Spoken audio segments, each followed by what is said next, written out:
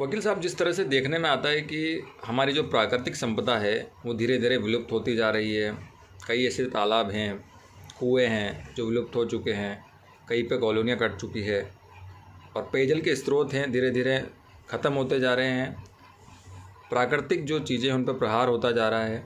तो आज पर्यावरण दिवस भी है, इस अवसर पर आप इन सब चीज़ों के बारे में क्या कहना चाहेंगे?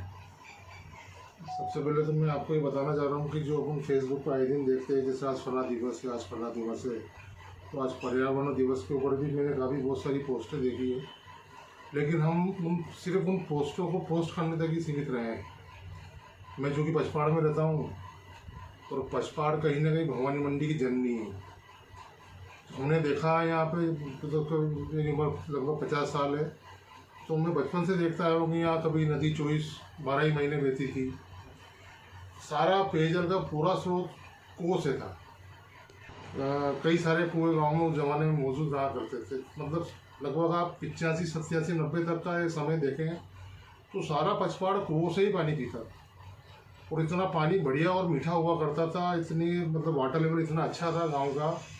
तालाब था, तालाब में पानी इकट्ठा होता था और तालाब का पानी इतना साफ हुआ करता था उस ज़माने में। लेकिन आज तालाब सिर्फ एक गंदगी का एक माध्यम बन के रह चुका है। नगर पालिका वाले कभी तो कोटा स्टोन का ही स्क्रैप डलवा रहे हैं, कभी क्या डलवा रहे हैं, समझ में ही नहीं आ रहा। और जितनी भी ताल तलैयाँ छोटी मोटी थी वो सारी अतिक्रमण की भेंट चढ़ चुकी है। इतने पेड़ इसके आम के, अमरूद के, जामुन के इस गांव में हुआ करते थे, लेकिन आज सारे धीरे धीरे और जितनी भी गांव के आसपास की जो एग्रीकल्चर लैंड थी वो सारी आवासीय भूमि की भेंट चढ़ चुकी। जगह जगह पत्थर के मकान नज़र आते हैं बस।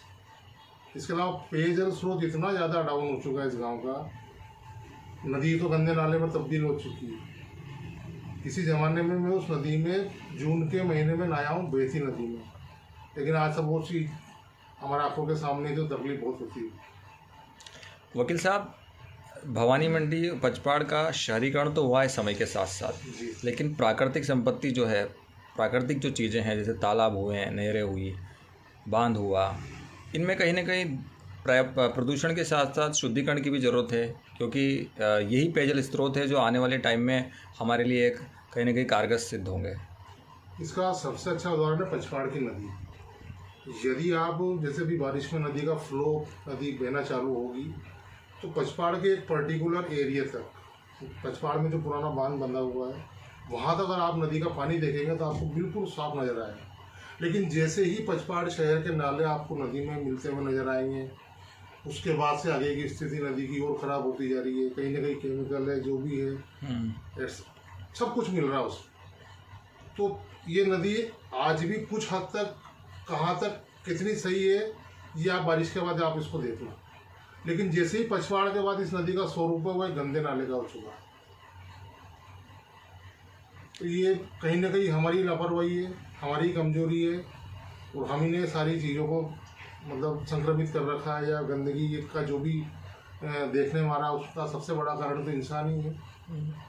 पचपाड़ का एक ऐसा तालाब है जो जिसकी अगर भौगोलिक दृष्टि से उसको देखें और आज भी नक्शे में तालाब ही है वो, उसके बाद भी वहाँ पर कॉलोनियाँ कट रही है, मतलब कि पट्टे भी हो चुके हैं। इसके बारे में आप क्या कहेंगे? भाई, भारत सरकार ने भी एक नेशनल ग्रीन ट्रिब्यूनल बना रखा है, राष्ट्रीय हरित प्राधिकरण।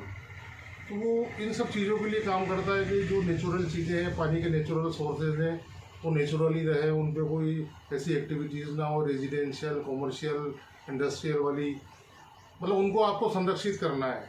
लेकिन देखने में ही आ रहा है कि जहाँ भी जिसका मौका लगता है बस वो उसको अपने हिसाब से उसका उपभोग कर लेता है। बस जनता की कोई सुनता नहीं है। हमने कई बार पहले एक राष्ट्रीय हरित प्राधिकरण NGT दिल्ली को एक लेटर भी लिखा था, लेकिन मुझे अफसोस है कि आज तक कोई कार्रवाई नहीं। पानी के दूषितीकरण की बात करें तो जो पिपलाद के अंदर जो है शुद्धिकरण की आज आवश्यकता है हमें जी। और गंदा जो पानी है पिपलाद में लंबे समय से वहाँ पर छोड़ा जा रहा है, जिससे जनता को भी काफ़ी खतरा है पेयजल के रूप में। भाई, ये किसी एक आदमी का काम नहीं है। देखो, ये भवानी मंडी और पचपाड़ की जनता मिलकर कर सकती है। आप या मैं अगर इसको उठाएंगे तो शायद हम बहुत पीछे रह जाएंगे और लोग हमें ये काम कर लेना देंगे। लेकिन संख्या बल के आधार पे लोग ज़्यादा से ज़्यादा जुड़े हैं क्योंकि ये अपनी जीवनदायिनी नदी है। देखो पानी इसका अपन पी रहे हैं आज भी, आप पी रहे हैं, मैं पी रहा हूँ, इवन भवानी मंडी का हर बाशिंदा पिपला नदी का पानी पी रहा है। तो क्यों ना हम इस नदी को साफ रखने के लिए कोई अभियान ही, लेकिन उसमें नंबर ऑफ जो पुपिल है, जो आपकी मतलब जो आपके जो फॉलोअर हैं वो इतने होने चाहिए कि साला कोई अगर एक आदमी को अगर इसके खिलाफ बोले तो वो शर्मिंदगी से ही वहीं ख़त्म हो जाए। इतने बड़े पैमाने पर आपको इसको करना पड़ेगा, और इसके बिना ये 2 या 5 आदमी का काम नहीं है, और ना ये संभव है उनसे। पर्यावरण दिवस पर आज हमारे जो शहरवासी हैं जी, उनके लिए एक छोटा सा क्या संदेश देना चाहेंगे आप? नहीं, मैं खुद अपना आपको गुनहगार मानता हूँ कि मैंने पर्यावरण के लिए कुछ नहीं किया। शायद आज मैंने एक भी पेड़ नहीं लगाया, इवन मैंने पोस्ट भी नहीं की है, लेकिन ये करना पड़ेगा भाई साहब। नहीं तो ये मुझे ऑक्सीजन की जो कमी हुई है, ये क्या है, ये हमारे द्वारा जो पेड़ काटे गए हैं, हरे पेड़ों को, उन्हीं का तो नतीजा है। का जो ऑक्सीजन के सिलेंडर ऐसे बिक रहे, मानो कीमतें आप उनकी देखें बाजार में, खरीद के हमें ऑक्सीजन लेनी पड़ रही है आज। बिल्कुल, ये हमारे कर्मों का फल है जो हम भुगत रहे हैं आज।